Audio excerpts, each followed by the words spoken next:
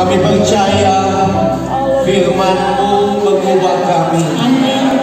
Firman-Mu adalah jawaban hidup kami.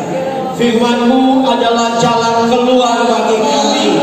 Bahkan lewat firman-Mu kami akan melihat perbuatan Tuhan yang dahsyat. Kami akan melihat mujizat Tuhan.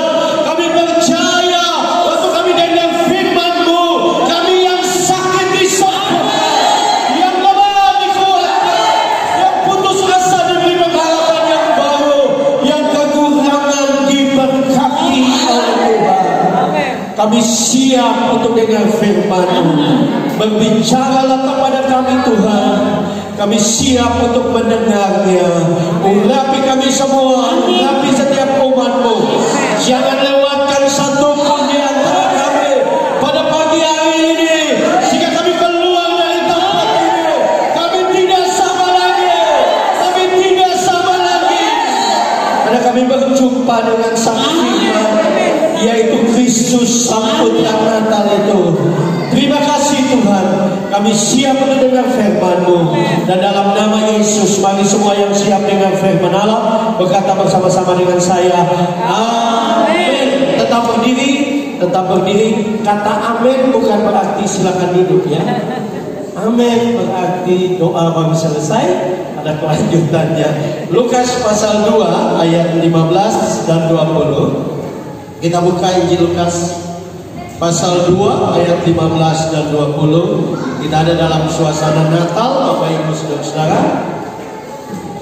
Kemarin baru saja kita merayakan Natal, dan hari ini tanggal 26 kita juga terus belajar tentang berita Natal. Lukas pasal 2 ayat 15 sampai ayat yang ke-20. Injil Lukas pasal 2 ayat 15 sampai 20. Kalau saudara sudah dapat, katakan dahsyat. Dahsyat. Banyak yang belum. Injil Lukas pasal 2 ayat 15 sampai 20. Kalau saudara sudah dapat, katakan dahsyat. Kita baca bersama-sama.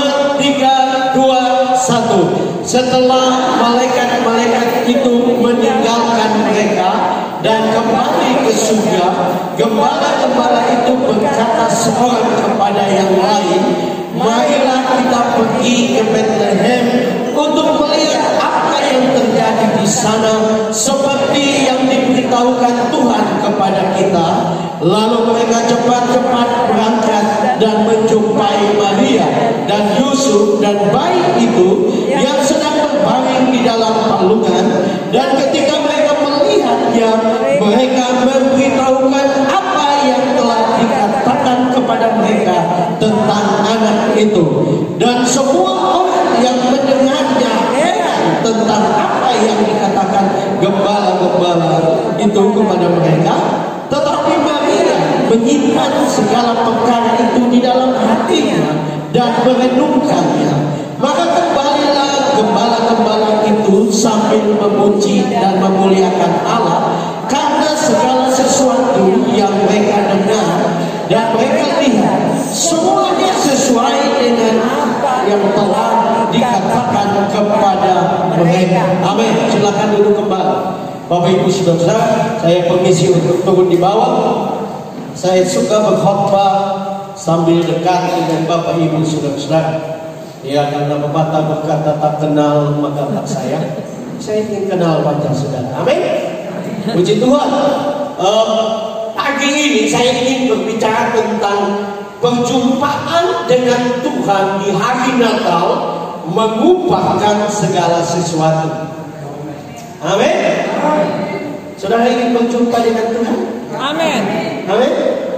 Karena biasanya kalau kita berjumpa dengan sesuatu, yang terjadi adalah kita selalu membicarakan apa yang kita jumpai. Betul tidak? Iya. Kalau saudara orang waria pergi memancing ketemu ikan paus, pasti pulang cerita. Tadi orang ketemu ikan paus. Ya. Ada 99 ekor. Padahal tadi dia lupa itu. Ya, biasanya manusia begitu. Ya. Sama dengan opa di Manado. Satu waktu opa kena stroke. Ya. Jadi opa pergi di dokter yang adalah tetangganya sendiri. Ya. Jadi dia pergi ke dokter dan dokter bilang, "Opa, nah ini opa ini kita lihat kalau sudah menjelang mata, opa pagi ini daging babi sampai." Terus sebabnya opa stroke. Ya. Saya mau ingatkan opa, mulai sekarang opa tidak boleh lagi makan yang kaki 4. Opa harus makan yang benar-benar. Jadi opa pulang ini, opa bilang dia, Oma, dokter bilang kalau saya mau bisa sembuh dari stroke, jangan lagi makan yang kaki 4, mesti yang benar. Tiap hari opa bercerita dengan Oma, dokter bilang harus makan yang benar. Tiap saat. Jadi dia mau makan, dia selalu bilang, karena dia stroke, ya. Orang kalau stroke takut. Ya. Setelah beberapa hari, dokter datang karena tetangga datang di rumah. Opa di rumah besar, ya. Di belakang opa di rumah ada kuala. Jadi dokter datang. Oma, mana opa dah? Opa sudah sehat kan? Iya, ya. Puji Tuhan dia mulai sehat. Terus opa di mana sekarang? Koneknya ada di sini. So opa bilang, opa ada di belakang di kuala. Opa ada bikin apa dah? Opa bilang, dokter dilihat sendiri di belakang. Jadi dokter lewat ke belakang di kuala. Dokter kaget. Karena opa ada ajar babi berenang. Karena dia mau makan babi, tapi mesti berenang juga. Dan dokter bilang mesti berenang. Nah, saya mau kita belajar pagi ini betapa pentingnya kita berjumpa dengan Tuhan. Amin. Amin. Jangan cuma pendeta yang bicara tentang Tuhan kepada saudara. Artinya yang saudara bicarakan adalah, saya tahu Tuhan dari mami, saya tahu Tuhan dari papi, saya tahu Tuhan dari Pak Pendeta. Ya, kamu orang Kristen semacam itu adalah orang Kristen yang tidak sungguh-sungguh mengalami Tuhan secara pribadi. Amin. Amin. Kita perlu untuk betul-betul jadi orang Kristen yang mengalami Tuhan, bukan dulu. Ya. Waduh, waktu sekolah minggu itu Pak Pendeta, waduh, itu orang zaman Tuhan. Dulu, ya, Tuhan masih bekerja sampai sekarang. Dan Tuhan mau supaya saya dan saudara menjadi orang Kristen yang berjumpa dengan Tuhan. Amin. Amin. Sungguh-sungguh berjumpa dengan Tuhan. Ya, tadi worship leader bilang, ya, kemarin penuh, hari ini cuma setengah.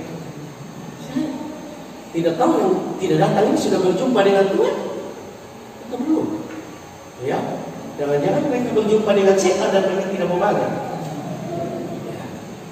Tapi saudara, kita sebagai orang Kristen, kalau kita mau kuat di tengah dunia yang tidak pasti, dunia yang kita hidup ini, saya berani mengatakan tidak bertambah baik. Amin. Firman Tuhan bilang begini.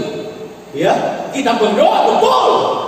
Kita berdoa supaya semua jadi baik, itu harus. Tetapi kita harus sadar karena firman Tuhan berkata bahwa hari-hari yang kita hidup ini jahat, makin jahat. Ya, ini waktu saya mau datang dari Manado 1 minggu lalu, saya baca di berita, saudara-saudara. Ya, sedang muncul sekarang ya varian baru dari virus corona, yaitu varian Omicron. Omicron itu lebih berbahaya, lebih cepat. Bahkan yang lebih bahaya adalah gejalanya tidak kelihatan seperti yang lalu, varian Delta, ya. Itu sekarang ini lebih ganas. Dan di berita itu katanya 3 WNA dari Cina yang datang ke Manado dan dicurigai, sekalipun hasilnya belum keluar, waktu itu. Tapi dicurigai mereka bawa virus itu. Nah artinya saudara, virus yang kita hadapi ini tidak kelihatan. Kan saudara tidak tahu apakah saya datang dari mana sedang bawa varian Omikron. Betul tidak? Nah dalam situasi seperti begini, hanya ada satu cara, yaitu kita intim dengan Tuhan. Amin. Kita berjumpa dengan Tuhan, kita hidup sesuai dengan apa yang Tuhan mau. Amin. Jadi hidup ini kita nikmati. Tantangan boleh ada, masalah boleh ada, kesulitan boleh ada, virus boleh ada. Tapi kalau kita sudah berjumpa dengan Tuhan, itu mengubah segala sesuatu. Amin. Siapapun kita. Kalau saudara perhatikan para gembala ini, kalau saudara perhatikan, para gembala itu di waktu Yesus lahir, itu adalah kelompok yang dianggap tidak masuk surga oleh para ahli Taurat dan orang Farisi. Kenapa? Ya, bahkan mereka dianggap seperti sampah masyarakat. Mereka dikelompokkan dengan para pelacur. Kenapa? Karena dianggap para gembala itu adalah orang-orang yang tidak melakukan Taurat, seperti makan, tidak cuci tangan, itu juga aturannya. Ya. Jadi mereka orang Farisi, ahli Taurat berkata para gembala itu tidak akan masuk surga. Tetapi saya mau katakan luar biasa. Justru berita Natal itu diberitahukan kepada mereka. Amin. Amin. Justru kabar baik Natal itu diberitahukan kepada mereka. Padahal ahli Taurat, orang Farisi setiap hari menyelidiki kitab suci untuk meminta dan berdoa dan menantikan Mesias datang. Tapi faktanya waktu Mesias datang mereka tidak tahu. Mereka tidak dapat kabar Natal. Artinya Allah mau memberitahukan kabar Natal dan kita berjumpa sungguh-sungguh ya dengan Sang Putra Natal. Sebenarnya harusnya kita tidak merayakan bayi lagi karena Yesus sudah 2000 tahun lalu ya. Harusnya kita merayakan Sang Putra Natal yang sudah datang buat kita semua. Amin. Amin. Dan kalau kita berjumpa dengan Dia, itu akan mengubah segala sesuatu. Amin. Amin. Apapun masalah saudara, ya, apapun persoalan saudara, apapun keadaan hidup saudara, perjumpaan dengan Tuhan itu, ya, itu mengubah kita. Ya. Kalau saudara baca Alkitab dalam Injil Yohanes, wanita Samaria yang hidup tidak benar bertemu dengan Tuhan, hidupnya berubah. Ya. Amin. Amin. Di NTT dulu tahun 70-an itu ada seorang wanita yang menjadi pelacur terkenal. Ya, memang dia bodoh dalam tanda kutip gagap. Jadi orang Kupang itu bilang bodoh. Namanya Maria Bodoh. Dia pelacur terkenal yang dipakai oleh tentara Indonesia waktu merebut Timur-Timur waktu itu. Tapi singkat cerita tahun 80-an. Nah dia tahu dia berjumpa dengan Tuhan dan hidupnya berubah. Amin. Maka dia menjadi penginjil yang dipakai Tuhan luar biasa. Ya. Kalau saudara berjumpa dengan Tuhan, hidup saudara akan menjadi berbeda. Nah ada dua hal yang kita bisa belajar pagi ini Bapak Ibu Saudara. Yang pertama adalah perjumpaan dengan Tuhan mengubahkan segala sesuatu apabila yang kita bicarakan adalah firman Tuhan. Perhatikan para gembala. Ya, para gembala ini saya percaya sebelum malaikat Tuhan datang untuk memberitakan kabar Natal, yang mereka bicarakan adalah keadaan mereka. Ya.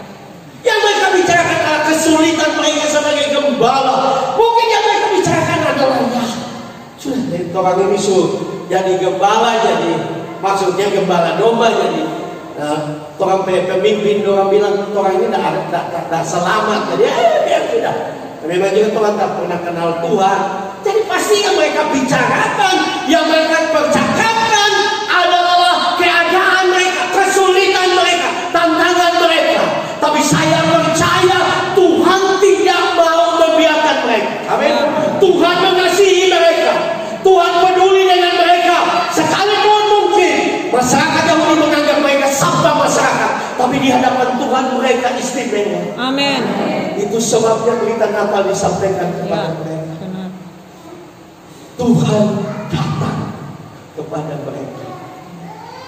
Ya. Tuhan datang kepada mereka. Dan kalau saudara baca yang tadi ayat-ayat yang kita baca, perjumpaan itu membuat mereka mulai membicarakan tentang apa yang Tuhan katakan kepada mereka. Amin. Mereka berbicara, saya percaya sepanjang perjalanan pergi untuk berjumpa dengan bayi Yesus, yang mereka bicarakan adalah, wow, tadi luar biasa, mereka datang buat kita. Amin. Mereka sadar Tuhan luar biasa. Amin. Saya berharap kita tidak jadi Kristen ya, yang datang ke gereja, waktu tidak suruh angkat tangan, angkat tangan, ya. Waktu tidak suruh turun, kan turun. Lipat tangan, kita lipat tangan. Lencang kanan, kita lencang kanan. Ya, itu tidak beda dengan anak SD. Kenapa? Harusnya tidak perlu waktu tidak suruh angkat tangan. Amin. Kalau saudara berjumpa dengan Tuhan, ya, saudara mau dengan lagu rohani, saudara angkat tangan. Betul? Ya. Si dia mau angkat, saudara angkat tangan. Kenapa? Kan saudara mengalami Tuhan. Ya. Dan saya mau katakan, saya tidak tulis di novel saya. Ya. Tapi saudara hati-hati. Tuhan datang kita bisa tidak terangkat. Kenapa? Karena dengan jelas Tuhan, kalau kita baca dalam Injil Matius itu, Tuhan menolak orang-orang yang mereka berkata, Tuhan, bukankah aku telah bernubuat, memberitakan firman, bernubuat. Tuhan berkata, aku tidak mengenal kamu. Saya tidak tulis di kerangka saya. Tapi kata mengenal itu, kata yang dipakai itu bicara tentang, ya, tidak sesuatu yang apa. Itu bicara tentang hubungan suami istri. Itu bicara tentang keintiman, pengenalan. Saudara tahu istri saudara, saudara tahu suami saudara, ya, saudara tahu dia punya kelakuan, dia punya keadaan, dia bicara. Nah, dengan Tuhan mau dia datang itu, dia mengangkat orang-orang yang mengenal dia. Nah, takutnya saudara, Natal bertahun-tahun lewat, tapi kita tetap sama. Kenapa? Karena kita tidak berjumpa dengan Tuhan. Saya mau katakan, kalau orang berjumpa dengan Tuhan, orang itu akan bicara tentang Tuhan. Amin. Saya tidak bermaksud saudara harus lihat wajah Yesus, tidak. Ya, saya pikir kita semua sebagai orang Kristen pernah rasa Tuhan dekat-dekat. Terasa hadirat Tuhan, kita putar lagu, kita menyanyi.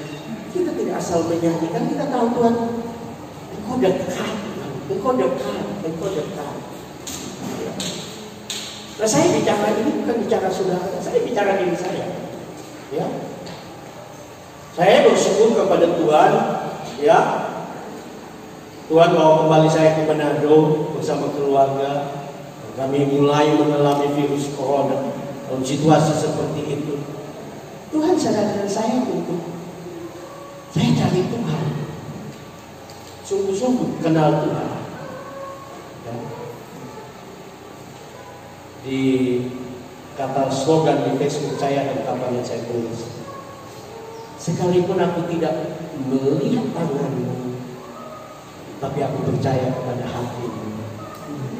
Kadang-kadang kan kita berdoa, Tuhan belum jawab, kayaknya Tuhan kenal ya saya. Enggak, saudara harus kenal hatinya, dia hati yang baik, dia Bapa yang baik, ya. Dan saya dengan keluarga mengambil keputusan untuk cari Tuhan, ya. Mulai, bahkan saya bertobat karena ya, tidak sombong, tapi saudara, saya hampir 22 tahun mengajar homilet. Jadi saya tahu untuk bikin khotbah, ya. Saya dalam 5 menit saya bisa bikin satu khotbah lengkap semua. Dan saya tidak baca firman Tuhan, buka Alkitab karena bikin khotbah. Dulu waktu saya sekolah, mungkin saya jadi rohani dalam tanda kutip. Karena tiap kali baca 3 pasal, tapi setelah jadi pendeta, jadi dosen, kita kayak dia sibuk sekali. bagus kan kita cari khotbah, ya. Tapi Tuhan bawa untuk mencintai Dia, mencintai Sang Firman. Bukan baca Alkitab. Nah kalau kita bisa nonton film Korea 3 jam, baca Alkitab tidak bisa. Ya, main game sampai rasa-rasa HP tak cari mau tembus di HP. Baca Alkitab tidak bisa. Ya, saya bukan pendeta yang fanatik, nggak boleh main ini, nggak boleh main. Saya boleh main, tapi harus sadar bahwa kita membutuhkan firman. Amen. Kita harus terus membicarakan. Nah kalau saudara tidak pernah baca firman, bagaimana mau bicara firman? Ya. Nah bicara firman itu bukan suami bilang, oh Matius 3 ayat 16, dan yang satu balas dengan Yohanes, bukan. Tapi akhirnya yang keluar adalah kebenaran firman. Amin. Kita tidak membicarakan terus kesulitan, masalah, kita bicara tentang kebaikan. Amin. Dan saya berkomitmen, saya baca satu artikel dia bilang, kalau kita baca satu hari 1 jam, kita hanya butuh 71 jam selesaikan Alkitab Kejadian sampai Wahyu. Mungkin aku berkata apa pendeta, tapi kan Tuhan baca begitu juga Tuhan tak ingat apa-apa. Tuhan tidak suruh saudara ingat, Tuhan suruh saudara baca, nanti Roh Kudus ingatkan. Amin. Karena Roh Kudus tidak pernah ingatkan sesuatu yang tidak dibaca. Ya, benar. Dan saudara harus sadar, ini waktunya yang Paulus bilang kita harus berperang secara rohani. Virus ini kan tidak kelihatan. Kalau kita mau bicara dunia lain, ya inilah berperang secara. Dan satu-satu senjata kita yang Paulus bilang pedang roh, yaitu firman Allah. Amin. Hanya firman Allah yang bisa kita dapat mengalahkan iblis, mengalahkan masalah, penyakit. Karena dia berani mengatakan dia menopang segala sesuatu dengan firman. Amin. Dan waktu situasi begini, ini yang waktunya kita sadar yang Yesus dicobai oleh iblis dan iblis suruh dia mengubah batu jadi roti. Yesus bilang manusia tidak hidup dari roti saja tapi dari firman. Amin. Ini waktu. Dan puji Tuhan, tidak maksud untuk sombong, karena saya juga jatuh bangun. Saya sudah 11 kali baca. 1 jam dia baca. Nah 1 jam, pembakaran nota di pinggir pantai saja bisa 2-3 jam. Ya. Memang saya mau bilang buat saudara, kalau saudara baca Alkitab di manusia ini mengalir.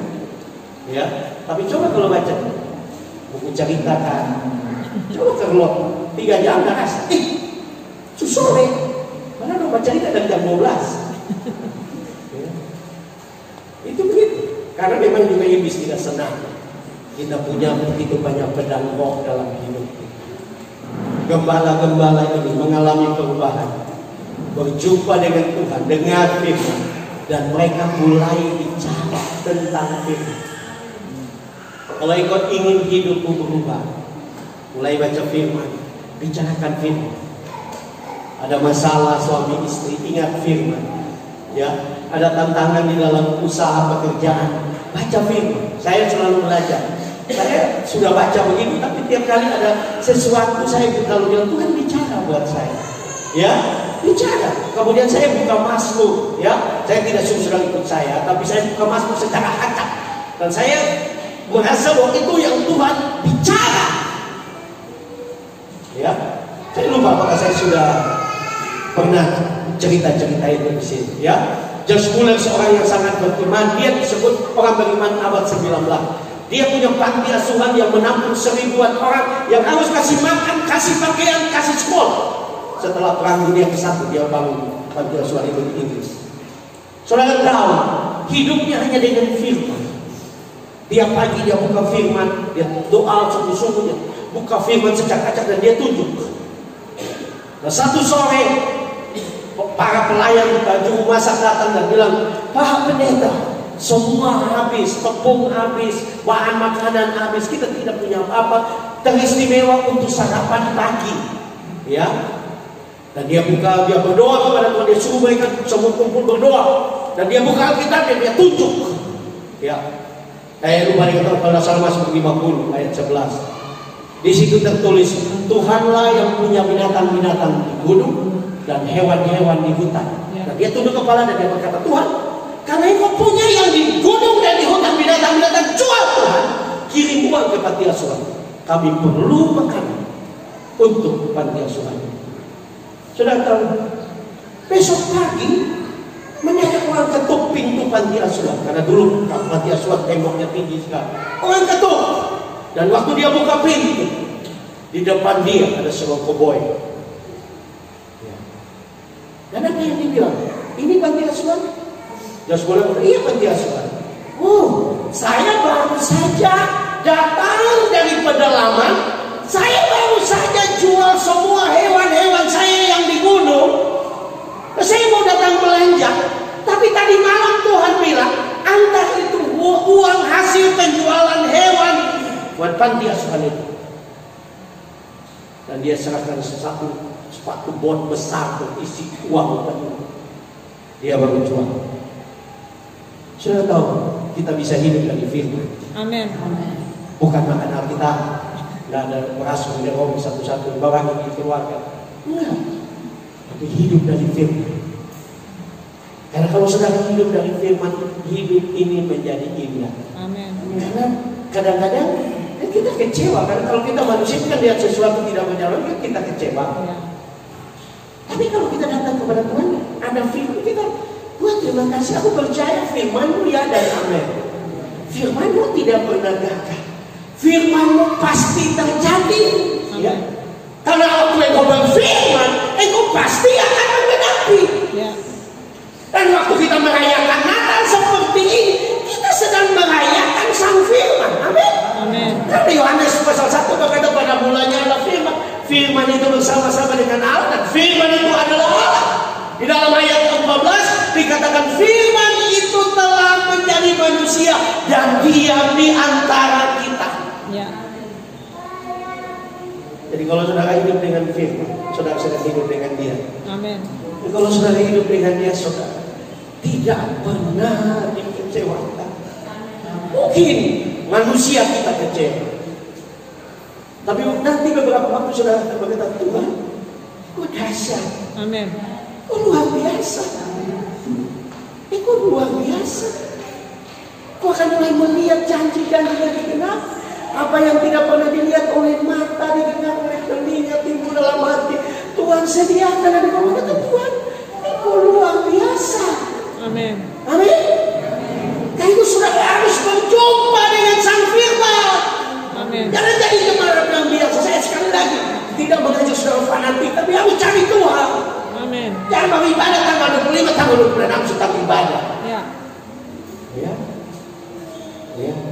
Terus saya bilang, Tuhan cukup sudah kemarin sudah ibadah kok. Terus tanggal fanatik lah. Itu yang Tuhan bilang. Iya betul. Karena itu kita berkati dengan cukup-cukup saja. Tidak berkelimpahan. Karena di ibadah itu cukup-cukup. Ya.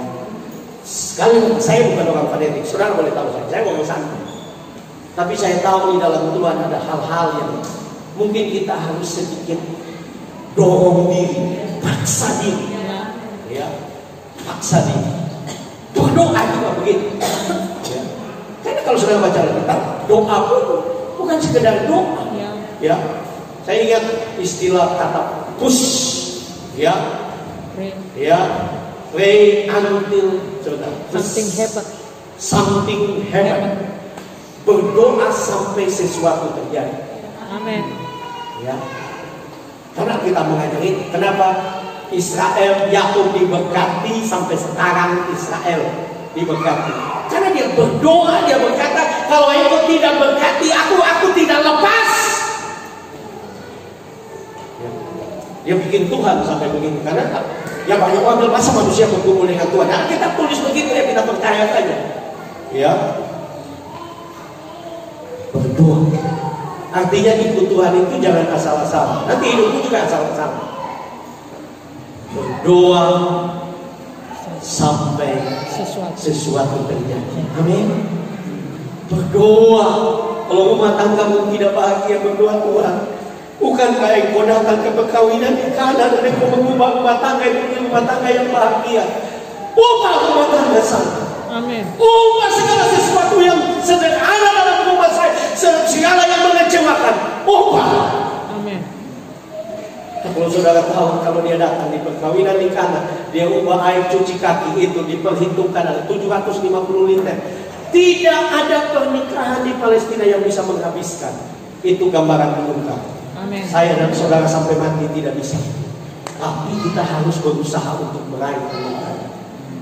Kita harus mengingatkan Tuhan akan janjinya. Tuhan, bukankah Engkau berjanji memberkati aku? Bukankah Engkau berjanji membahagiakan aku? Bukankah Engkau berjanji mengangkat aku menjadi kepala? Bukan Engkau. Kita terus mendesak Tuhan. Amin. Amin. Sampai sesuatu terjadi. Sampai semua berubah. Karena kalau saudara menyerah ya Tuhan juga tidak bisa paksa. Ya. Karena konsekuensi dari berkat itu bisa mendatangkan kutub dalam pengertian menghancurkan. Ya. Kalau kita tidak siap, kita diberkati justru bikin hancur. Ya. Ya, bikin hancur. Tuhan mau supaya kita cari Dia, cintai firman, Amin. bicarakan firman, maka mujizat akan terjadi. Amin. Mujizat akan terjadi. Mujizat akan terjadi. Ada satu kisah, saya tidak tahu, saya cerita saudara dulu, kan sudah beberapa kali waktu. Ada seorang ibu yang kena kanker. Dokter berkata, ibu besok kemo. Emang 2 hari lagi kemo. Besoknya ada kata dia datang. Pendeta John Osteen, papa dari Joel Osteen yang sekarang terkenal di Amerika, punya gereja terbesar di Amerika. Sedang berkhotbah malam ini di KKR. Dan kata-kata yang diulang oleh bilungnya kamu sudah sembuh, oleh bilungnya kamu sudah sembuh, oleh bilungnya kamu sudah sembuh. Dan ibu ini terima firman dan dia terus berkata, oleh bilungnya saya sudah sembuh, oleh bilungnya saya sudah sembuh. Dan saudara, dia tidak mengalami mujizat, dia tidak rasa apa. Dia pulang di rumah, dia berkata, oleh bilung saya sudah sembuh, oleh bilungnya saya sudah sembuh, oleh bilungnya. Dalam buku itu John Osteen menggambarkan waktu dia mulai memperkatakan firman itu mulai naik ke plafon, naik ke langit, akhirnya naik sampai ke takhta Allah. Dan waktu dia pergi ke dokter diperiksa, sembuh secara sempurna. Amin. Karena firman mengerjakan mujizat. Amin. Amin. Amin. Karena firman adalah Kristus sendiri. Amin. Bicarakan firman, perkatakan firman. Ya. Terus memperkatakan firman. Amin. Maka mujizat. Yang kedua, ya, perjumpaan dengan Tuhan mengubahkan segala sesuatu apabila kita hidup dalam ujian penyembahan kepada Tuhan. Amin. Amin.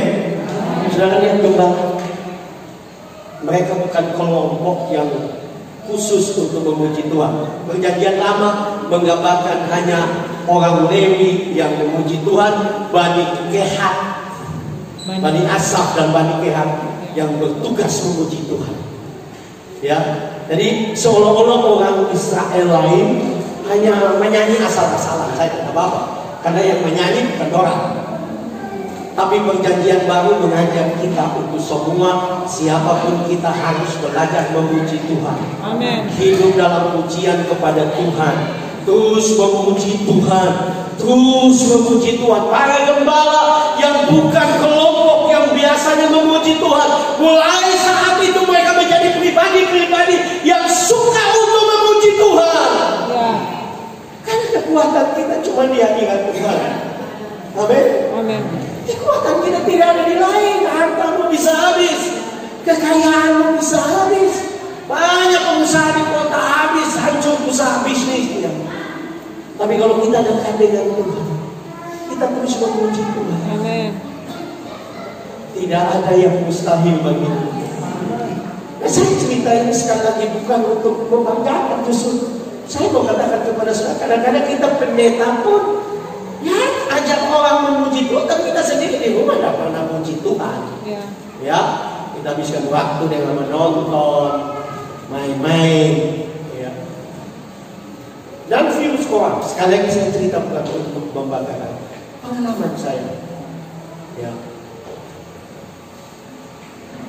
Keadaan virus corona, Tuhan bawa kami ke Tuhan.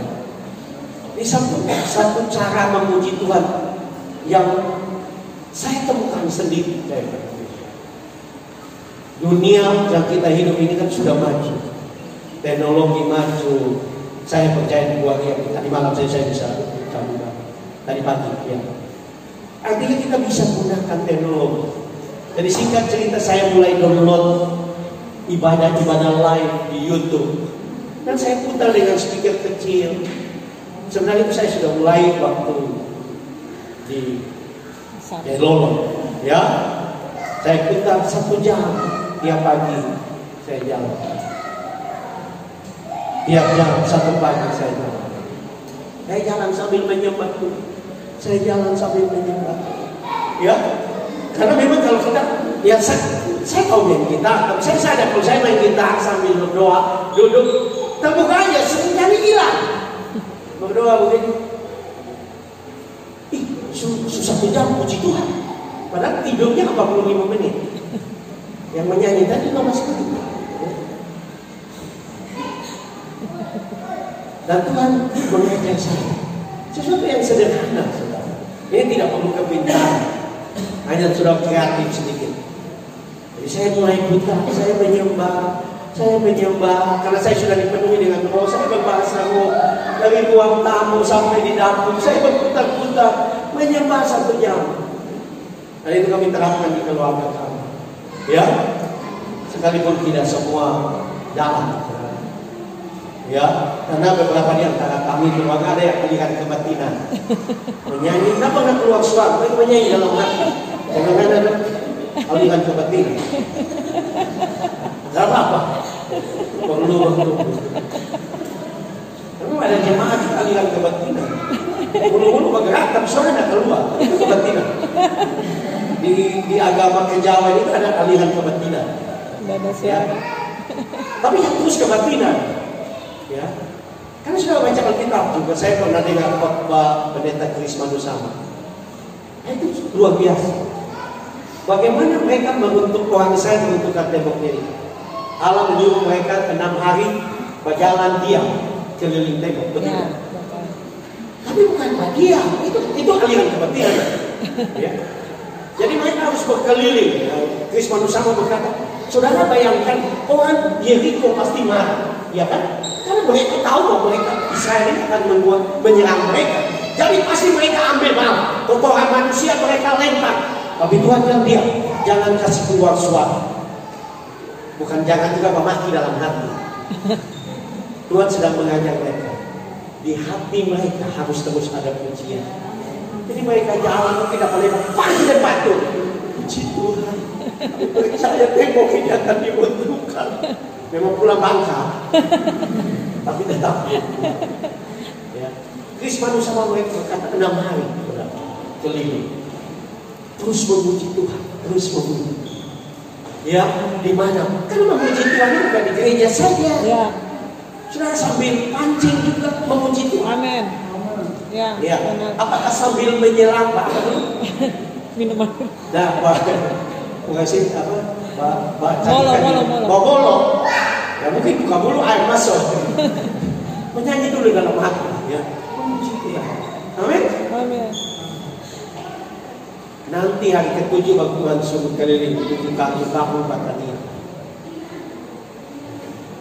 Jadi artinya kalau saya hidup ini harus dijalani dan dijalani dengan pujian penyembahan. Ya. Setiap saat ibu-ibu sambil masak. Ya.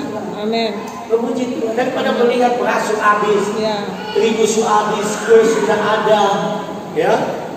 Ada anak dalam rumah gelojok kue harus kasih habis. Puji Tuhan sudah. Puji Tuhan supaya Tuhan tutup pintu dan ada tamu. Puji Tuhan. Biarkan Tuhan melakukan mujizat. Amin. Hidup ini akan indah kalau saudara hidup dengan pujian penyembahan. Amin.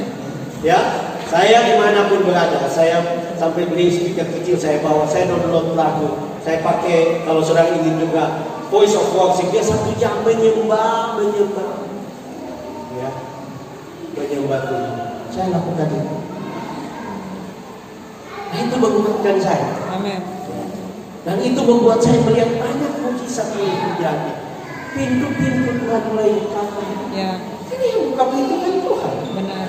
Nah, tugas kita yang puji Dia. Amin. Yang menghancurkan tembok-tembok halangan itu Tuhan. Amin. Ini kita tidak bisa. Nah, itu yang Tuhan tunjukkan kepada orang Israel.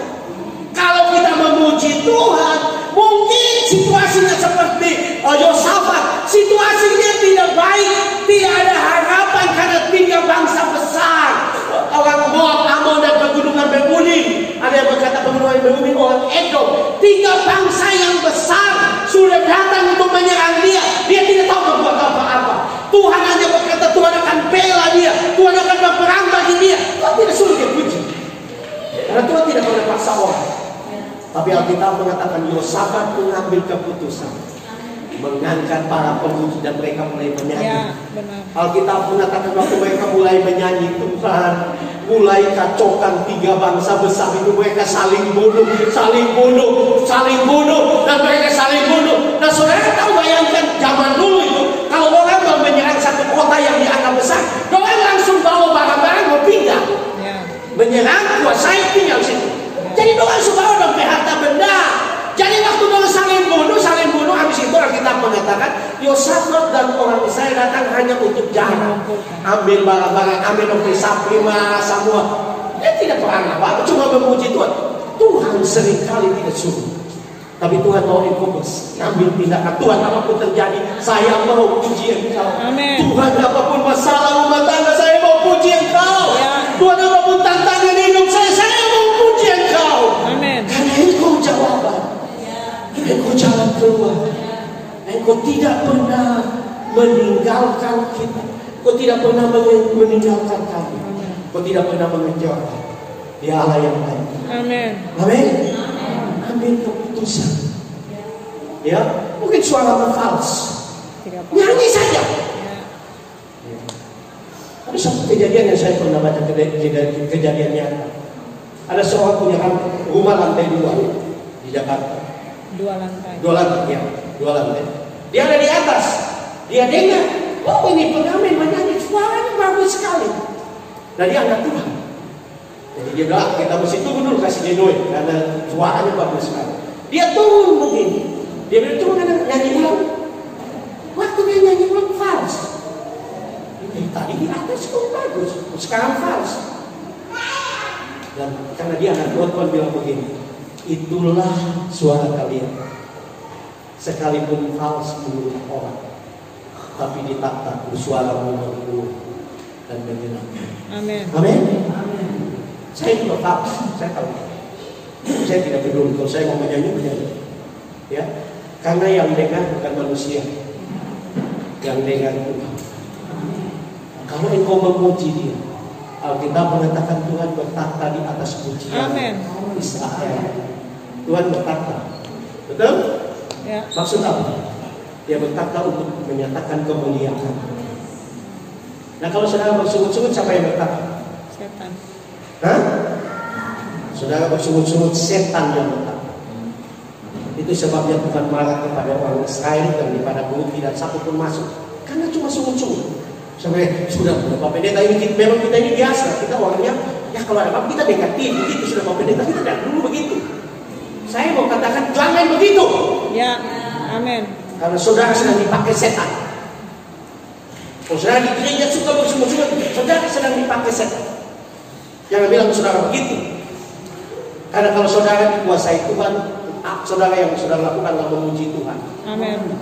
Masalah boleh ada, pelayanan di gereja. Kata Tuhan, kau baik, kau baik, kau baik. Puji Tuhan, puji Dia. Amin. Waktu engkau memuji Dia, Dia akan mulai bergerak dan menyatakan mujizat. Dia akan mulai bergerak. Kan Dia tahu kebutuhan, betul tak? Ya. Dia tahu. Kalau saya baca Alkitab, Tuhan tahu.